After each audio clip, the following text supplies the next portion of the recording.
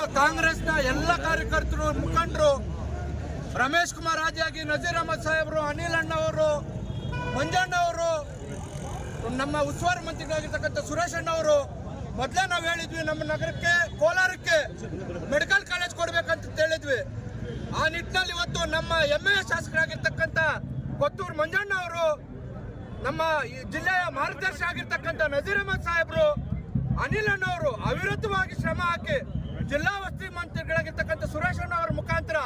ಮುಖ್ಯಮಂತ್ರಿಗಳ ಮೇಲೆ ಒತ್ತಡ ಏರಿ ಜಿಲ್ಲೆಯ ಹಿರಿಯ ಮುಖ್ಯಮಂತ್ರಿಗಳಾಗಿರ್ತಕ್ಕಂಥ ರಮೇಶ್ ಕುಮಾರ್ ಸಾಹೇಬರು ಕೂಡ ಮುಖ್ಯಮಂತ್ರಿಗಳು ಉಪಮುಖ್ಯಮಂತ್ರಿಗಳ ಮೇಲೆ ಒತ್ತಡ ಹಾಕಿ ಇವತ್ತು ಕೋಲಾರಕ್ಕೆ ಶತಮಾನಗಳಿಂದ ಶಾಪಕ್ಕೊಳಗಾಗಿರ್ತಕ್ಕಂಥ ಕೋಲಾರಕ್ಕೆ ಇವತ್ತು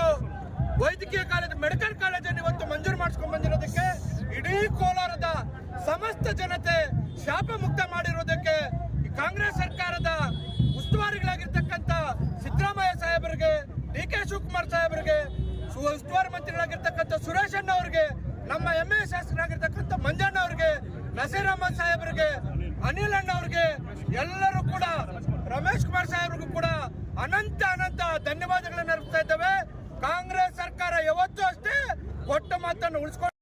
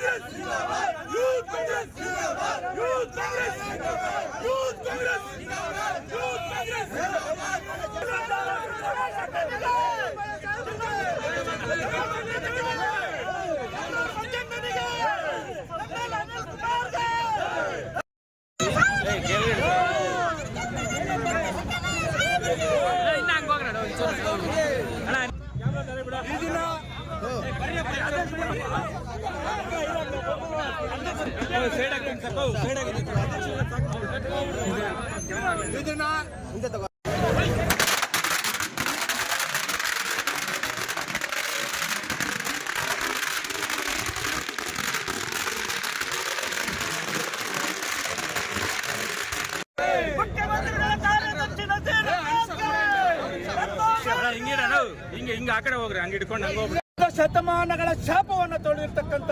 ಕಾಂಗ್ರೆಸ್ ಸರ್ಕಾರಕ್ಕೆ ನಾವೆಲ್ಲರೂ ಕೂಡ ಆಭಾರಿಯಾಗಿದ್ದೇವೆ ಅಂತಕ್ಕಂಥ ಮಾತನ್ನು ಹೇಳ್ತಾ ಇದ್ದೇನೆ. ನಮ್ಮ ಅಧ್ಯಕ್ಷ